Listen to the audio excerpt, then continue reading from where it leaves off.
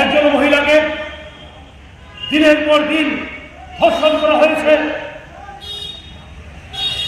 পরবর্তী সময়ে মহিলা সাহস করে মামলা করেছিলেন। আমার ভাবতে আশ্চর্য লাগে, বলতে দুঃখ হয়, মহিলা তার সম্মানিত ওসি সাহেবা উনি এটাকে নির্বাচ করার জন্য মীমাংসা করার প্রস্তাব দেন। আমার লজ্জা লাগে। উনি নিজে একজন মাতৃজাতির হয়ে আরেকজন মাতৃজাতির অপমান নির্যাতনকে তিনি অর্থের বিনিময়ে মীমাংসা করার প্রস্তাব দেন। দুঃখ হয়, লজ্জা হয়, ঘৃণা হয়। পরবর্তী সময়ে সাংবাদিক বন্ধুরা যখন চেপে ধরেন, সাংবাদিক বন্ধুরা যখন তারা প্রশাসনের উপর প্রেসার দেন,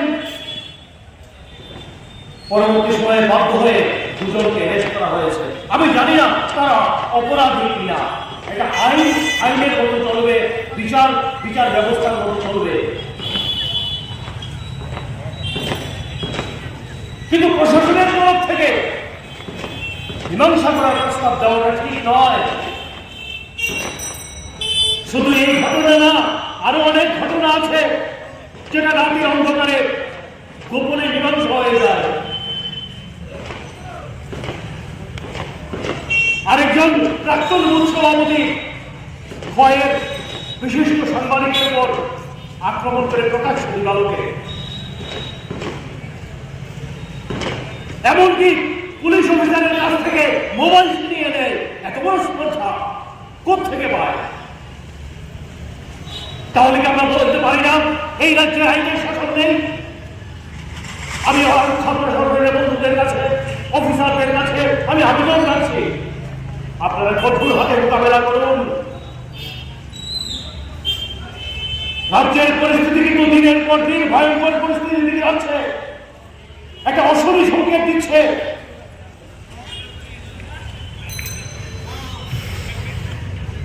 পরশুদিন আমাদের এই সহকর্মী রঞ্জিতদের বাইক অ্যাক্সিডেন্টে মহাদেব ক্লাবে তার স্ত্রী বাচ্চা সহ